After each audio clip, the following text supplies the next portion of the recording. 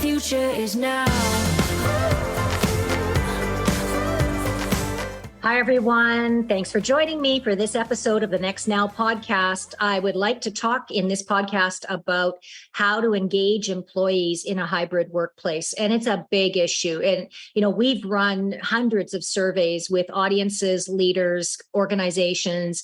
And one of the biggest challenges listed when we ask them, what are your top 3 challenges right now?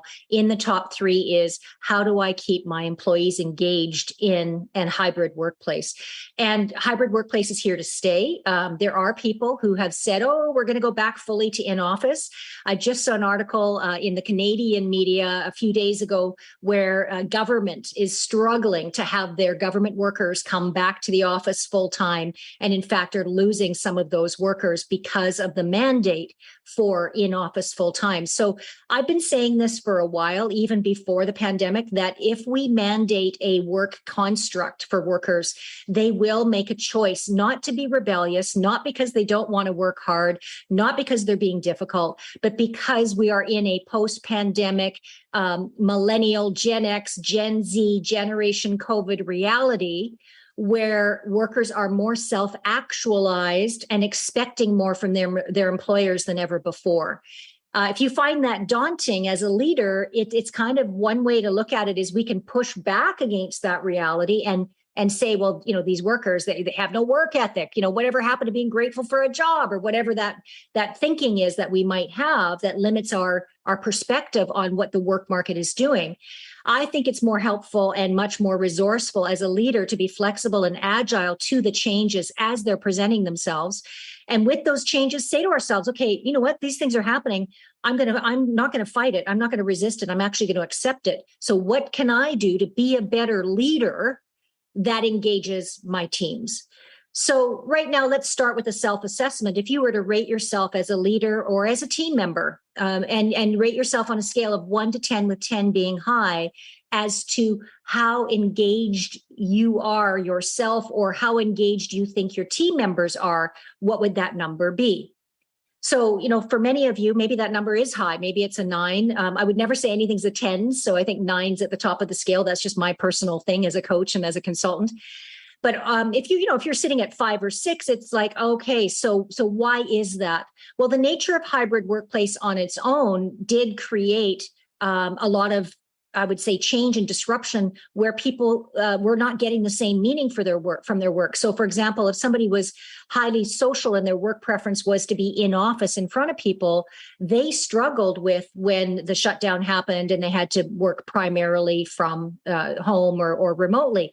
However, it's interesting, post-pandemic surveys said that every personality actually appreciated aspects of working from home or working remotely, such as less commute time, more time to get personal errands done while still getting the work done, more personal freedom, more time for personal fitness and well-being. So those were all the pros as to why every personality said, hey, wait a second, this work from anywhere concept is something that we need to be considering.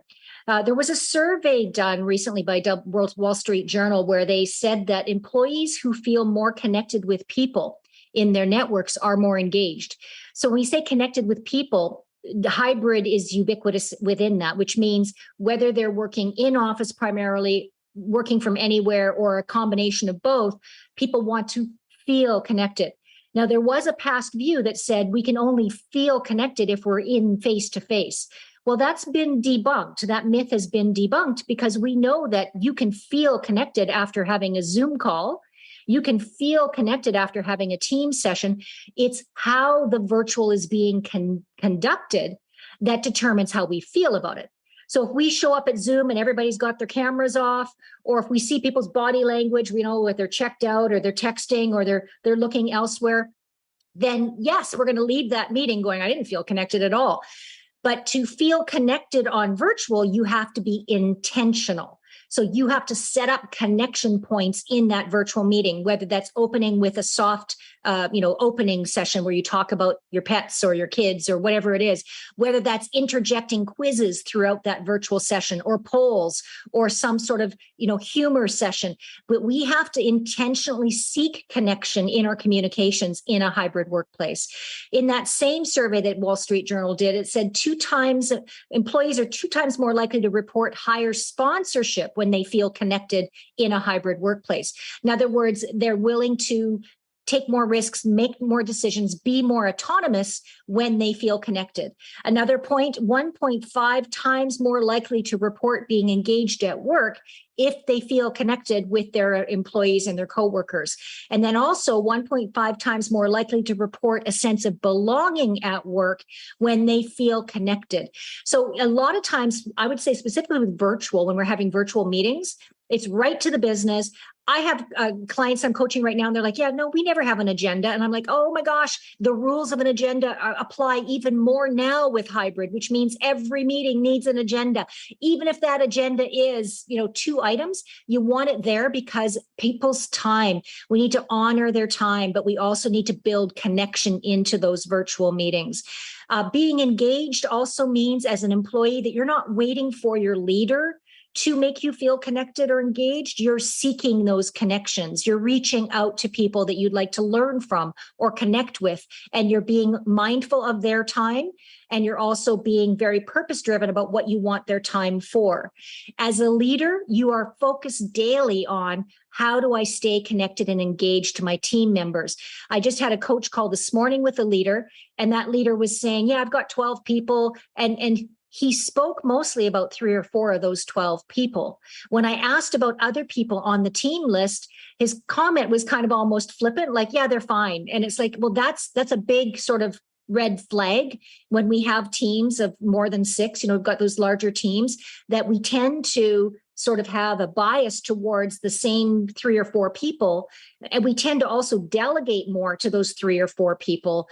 And we tend to sort of ignore the outliers, if you will. So an engaged culture means we are looking at every employee, looking at their growth potential, looking at how we can mentor them, support them, help them.